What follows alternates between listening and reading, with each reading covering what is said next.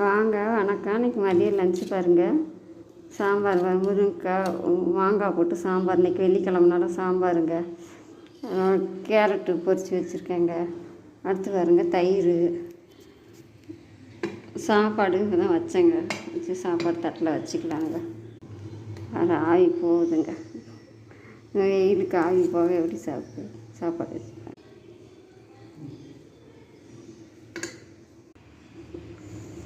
முருங்கைக்காய் மாங்காய் போட்டு சாம்பார் வச்சா டேஸ்ட்டாக இருக்குங்க. குழம்பு ஊற்றிக்கலாம். மாங்காய் சீசன் முடிகிற வரையும் மாங்காய் போட்டு குழம்பு வச்சுக்க வேண்டியதுதான். கேரட் பொரியல் வச்சுக்கலாங்க.